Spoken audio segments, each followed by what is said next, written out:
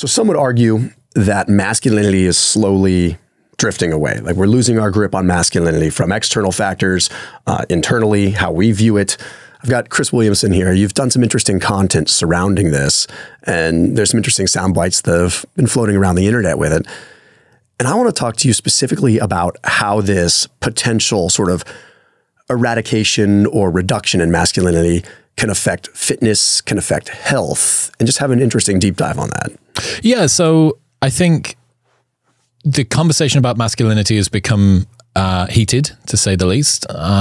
Me Too and that entire era really tried to sanitize some of the more toxic elements of male behavior. And I think, you know, looking at some of the stuff that was going on there, it would be difficult to say that that wasn't a reckoning that was needed. But there have been the line from sanitizing male behavior to sterilizing male behavior, overshooting, perhaps calling anything that men do toxic masculinity. Going to the gym is toxic masculinity. The male gaze is toxic masculinity. I saw a headline that said that wearing Axe body spray was also toxic masculinity. Liking cars, playing board games. My point being that the line between something which is pushing too far and genuinely being maladaptive, being nefarious, being malignant, and simply pointing at any behavior that you find a man doing that is distasteful or offensive, that line has been incredibly blurred. I want to mention I popped a 30% off discount link down below for Thrive Market. Now, Thrive Market is an online grocery store, but it's not like a regular grocery store. It's set up by different diet categories. Okay, so you've got keto, you've got vegan, you've got paleo, you've got different diet categories. So it allows you to get the best quality foods, okay, no preservatives, no garbage. You can stock up your whole house, not just your pantry. They have sustainable meat and seafood options, so you can stock up your fridge. They're working on really cool options as well. So you're looking at just everything you can get in a store, essentially, that's gonna be in frozen or in the regular section, delivered to your doorstep. And with this link, you save 30% off your entire first grocery order plus a free $50 gift. So I've also created my fasting bundle, which is things that I recommend people get for breaking their fast and also for sustaining their eating period with the right kind of foods. So that link is in the top line of the description right below this video. I definitely recommend you check them out. They are a sponsor on this channel, but they have been for like 5 or 6 years now. And it is definitely where you want to be going as pretty much your one-stop shop, almost entirely your one-stop shop for what you can get delivered to your doorstep for your intermittent fasting routine. When it comes to fitness, one of the places that men would have found pride would have been in their strength, right? You know, protector, provider, preserver, someone who is courageous, that makes decisions easily, that doesn't give up, that is responsible, that is emotionally mature. You know, that's my definition of masculinity. It's rooted in biology and it's perpetuated by culture. But when you deny men the ability to feel proud of that, so for instance, let's say protector, provider, right, to like quite obvious upfront ones. If you were to say men should protect, downstream from that, men would need to be strong in order to be able to protect. And again, masculinity is a suite of traits that can be held by both men and women. You can have masculine women and feminine men. But that would have required you to be strong in order to be able to protect. But if you were to have this conversation out in parts of the mainstream media, they would say, well, why is it that people need protecting? Why isn't it that men can restrict themselves in their behavior so that no one needs protecting at all? Most of the time, it's men that need to protect people from who? Other men? Shouldn't it be the case that, why is it that you think that women need to be protected? Do you think that they can't look after themselves? Maybe you should, and you go, look, I'm just saying that on average, men want to do this protecting thing and they seem to be predisposed well at doing it. Great story from the Aurora, Colorado shooting from the Dark Knight movie trailer, premiere. 2012, Aurora, Colorado, shooter enters the cinema for the premiere showing. He's a 26-year-old male, starts unleashing rounds into the crowd. 3 men aged 26, 24, and 27 throw them bodies on top of their girlfriends to protect them from the bullets. All 3 men died. All 3 women survived. That is benevolent masculinity. That is men being a protector. And that is not socially, that's not them taking some idea of, abstract idea of chivalry. That's instinct that is basic and deeper, right? Bullets are flying. You throw your body on top of your girlfriend.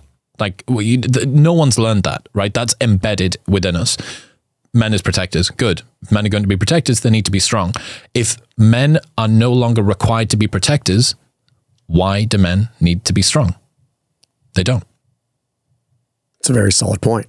You put yourself in a spot where you're assuming that there's no lunacy. You're assuming that there's no erratic behavior. You're assuming that there's no outliers, because there's always outliers. There's always going to be someone that is going to do an extreme thing. And you're assuming that mental illness, you're assuming that all these things are going to go away if this is eliminated or if this is reduced, and that there's no need for protecting because everyone is safe. While at the same time, we're looking at completely unnatural things, hyperpalatable food, crazy things that make our brains react in different ways. And I'm not saying that hyperpalatable food is going to make you do an insane thing. Don't get me wrong.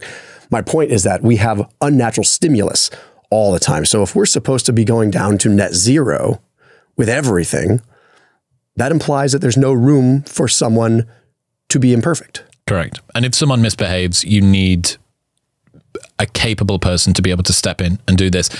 In the same way as if somebody was in serious emotional distress, on average, I would want to put a woman in that room. I would want to put someone that is more feminine in that room, someone who is more in touch with their emotions, who is perhaps a little bit better at being empathetic.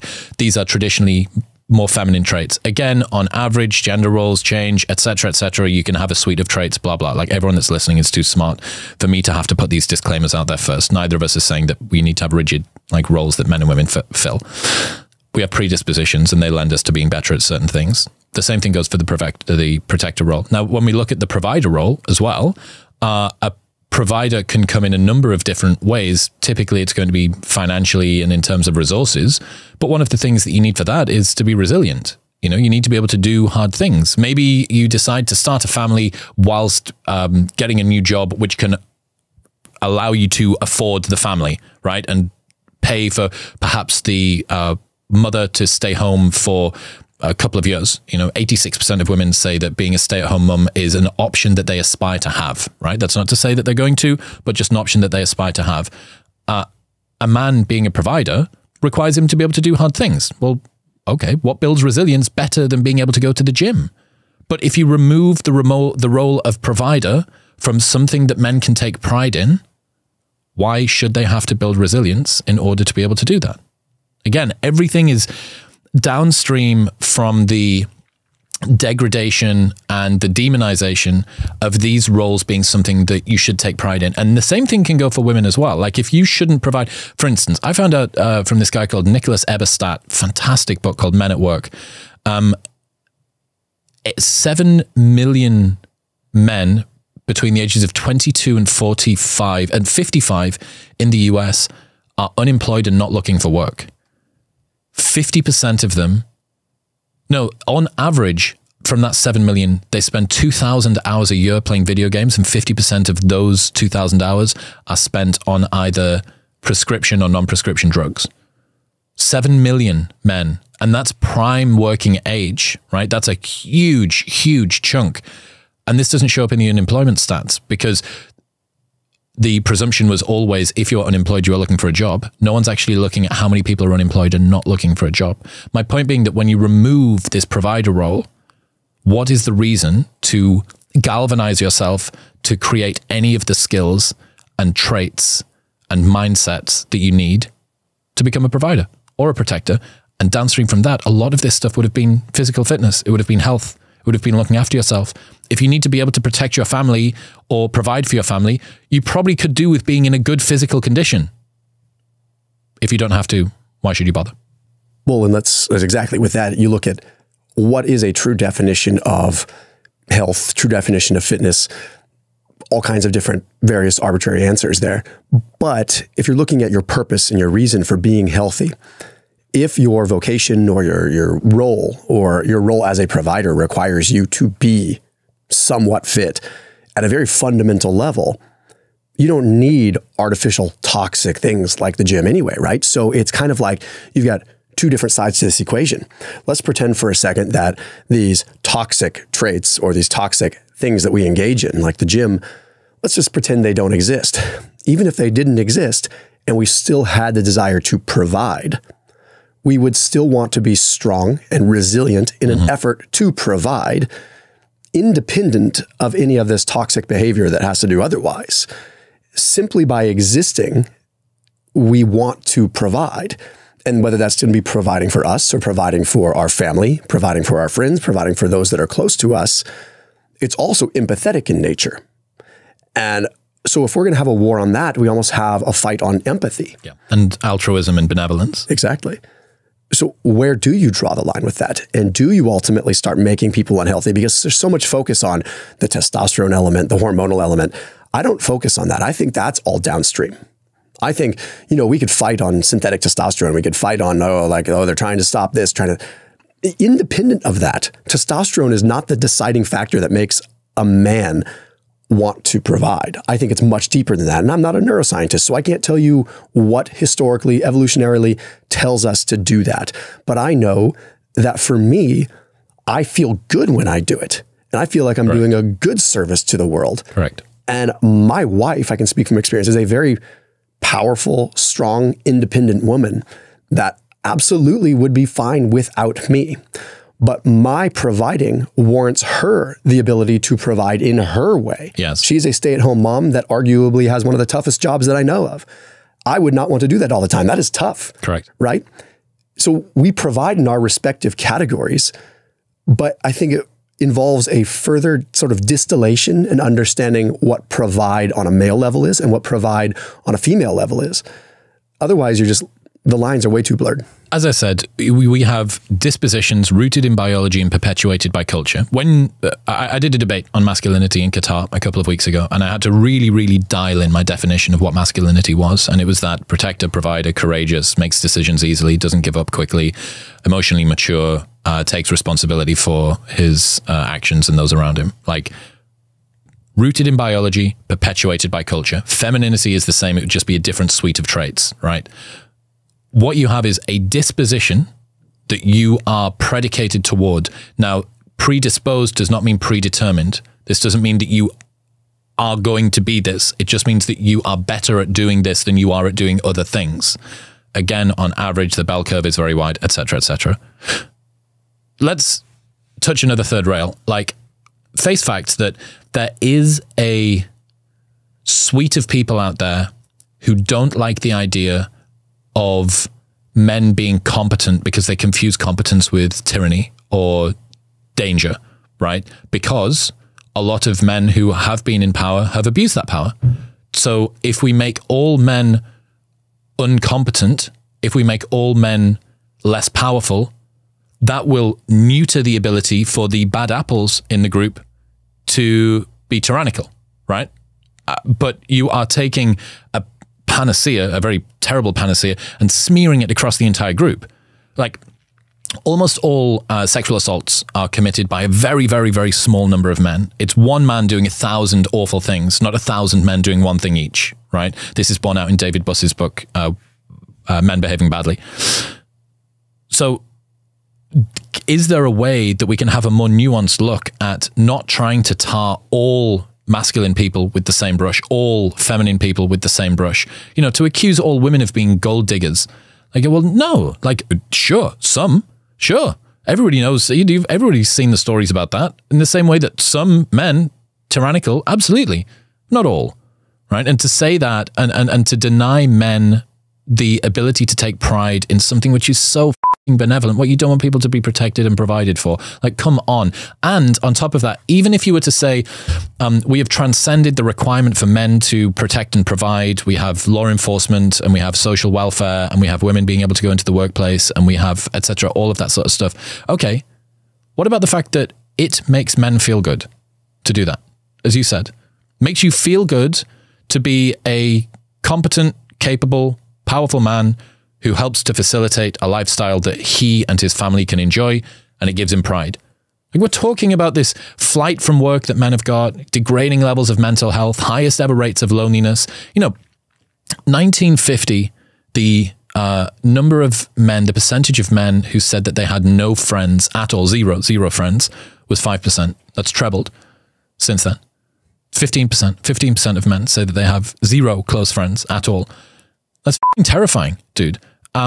like, we need to make sure that we are giving everybody, and here's the other thing, right? Who is going to be carrying a card down the street for men are having it bad? Men are having it, like, that placard is not going to get any attention at all because men have had it good for so long, right? You know, if we forget all of the ones that were killed by war and each other.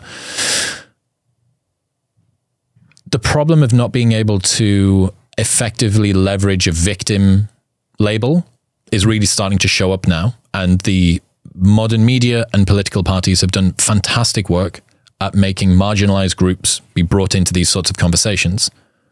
But just because you're not marginalized doesn't mean that you're not suffering, right? And if you focus a lot of welfare and attention and support away from a big cohort of guys, they're going to become despondent. And that's what we're seeing at the moment. And it's only because we have the sedating effects of porn, video games, social media, and easily accessed drugs that you're not seeing a revolution and misbehaving men.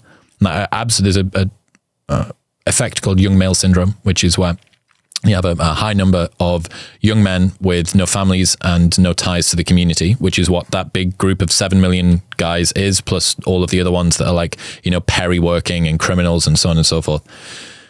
They cause havoc. They make populist uprisings occur. They have revolutions. They spray paint cars and push over granny and set shit on fire. Why haven't we seen that? We've seen some killings. You know, there was one in Nashville not too long ago, but we haven't seen anywhere near the increase that you would have expected given 28% of men aged 18 to 30 not having had sex in the last year. It's my contention that these men are being sedated out of their status seeking and reproductive behavior, and a world in which men are galvanized into a dangerous male mob is not good, but a world in which men are sedated into useless atomized individual pods is only a tiny, tiny, tiny bit better. It's still not that good. No, we're all tranquilized. I mean, that's what it is. There's a mild level of tranquilizing that's happening at a massive, massive scale. And I've thought about this quite a bit too. You have things that fill your bucket. You know, my therapist used to tell me about filling my bucket, right? It used to be, Thomas, you need to do things that fill your bucket. And you also need to make sure that that bucket is emptied, and that bucket is filled with good things and with bad things. You fill that bucket. But if you don't occasionally dump the bucket out, eventually it's going to start spilling over and you're going to have anxiety. You're going to have problems. And whether it's too much of a good thing, too much of a bad thing, or too much of both. And you can take little bits and things and you can tip that bucket over and you can drop some of the water out, dump some of the water out, and it allows you to fill it up a little bit more. But filling your bucket properly is very important. And there's things that I can speak to personally. Going to the gym, providing for my family. They really they make me feel satisfied. They fill my bucket in a really good way, right? But there's things that I need a lot more of to fill the bucket in the same way. And that would be these very superficial things. You know, for me, it's more like knowledge porn, right? Like it may not be physical porn, but like you're always looking for more information. You're looking for that nugget, right? These quick little dopamine hits. And these are little things that fill that bucket in such a weird way, but you need a massive volume of them. Mm-hmm. Now, the downside with needing a massive volume of that is that's a lot of time. Correct. So you are ultimately getting the same impact at a very superficial level, not at a deeply rooted fulfillment level, but you're taking all day trying to do it. Whereas otherwise, I could go to the gym for 30 minutes and I can fill that bucket the way that I need to fill it. And then the rest is left for me to give, and feel like I'm actually able to provide what I need to provide and serve the world the way that I need to serve the world, to feel like a good human and to make the world a genuinely better place. But otherwise, in order for me to feel a fraction of that, I need 6 hours of porn. That is the most Thomas DeLauer thing that I've ever heard, that your equivalent of porn is reading scientific journals for 6 hours. Pretty much. Yeah. Yep. I mean, as literal as we could take that, I think we do have sort of a knowledge porn thing going on, right? Where people they get addicted to a quick hit of information. Mm-hmm. And reading is not the same as improving. Yes. And reading is not the same as learning. You know, we spoke previously about the impact of going sober and also of stopping caffeine. Both people should check those videos out. They're great. They'll be up here. And with that, what you end up learning is how important your own picking your own rules are around life. Like, what am I going to take value from? What do I care about? How am I going to do hard things? And what we're talking about here is, okay, I have essentially an endless number, total freedom of what I can choose to do. I could be any one of a million, including the porn-addled, weed-smoking, 2,000 hours of video games person per year as well. What do you want to do? You have the choice. And this is where the difficulty comes in. And this is the fundamental tension, I think, that we have with masculinity in the modern world, which is that if you start to dissolve all of the different rules and procedures and guidelines, and some would say, you know, constraining expectations, perhaps, that men had. Absolutely. Did they constrain what some men did, especially men that are outliers with regards to their psychological makeup, the way that they wanted to show up in the world? Yeah. But it gave you a guide. It absolutely did. Yeah. It gave you a direction that you were supposed to go in. You go, oh, well, maybe I can't be absolutely anything that I want to be. Maybe the walls of this house aren't completely blown open, but at least I know the direction that the sort of corridor moves in, and I can continue. Okay, well, maybe next I should try and get a job. Maybe next I should try and find a partner. Maybe next I should try and get a family and provide for that family, and then I could contribute to my community. You know, previously this would have heavily been provided by religion. I would believe in a higher power. I would give myself up to God. I would follow, blah, blah, blah. What we're saying now is, this is 2023. You need to work all of this out through first principles. Good luck. Like, go and dispense with the wisdom of, 10,000 years of accumulated human knowledge, and see if you can work out what it means to be a man or masculine, just like off the top of your head. Bon voyage. And then we're left with a bunch of cattywampus information that's in front of us at that moment in time. Correct. Completely conflicting science, things that make no sense, fighting sides, yep. Complete divergence, and we're left to pick a side, for one. And it's not okay to take pieces from both sides, because that's just not acceptable. Oh, absolutely, yeah. So you're left with picking whatever's there on the surface. Here's whatever's on your Instagram feed today. You got to choose from this on how you're going to live your life as a masculine male or a non-masculine male. Make a decision right now. Yep. And forget everything that we've learned. Forget everything that's in the history books or not in the history books. That's in our biology, that's in our epigenetics, yep. Right? Which is an interesting question, right? We look at masculinity, and at a very simple level, we think masculinity, testosterone. I know enough science to know that that is not the case. Testosterone is one element of it. I know plenty of people that have moderate or moderately low testosterone levels that are the most positively masculine people you could imagine. They provide for their families. They're built like brick houses. They're good people. They have good moral compasses, but they have the testosterone of a prepubescent girl. Does that mean that they are not masculine? And bringing it full circle back to this fitness equation, curious your opinion. How much do you think testosterone really plays a role there? Is masculinity much more epigenetic? Is it something that over time, through various forms of evolution and just through whatever you want to call it, have men just become more seamless with less friction in this role over time, which doesn't make it good, bad, or ugly. It's just the way that it is, right? Because epigenetically, it's just how we're programmed.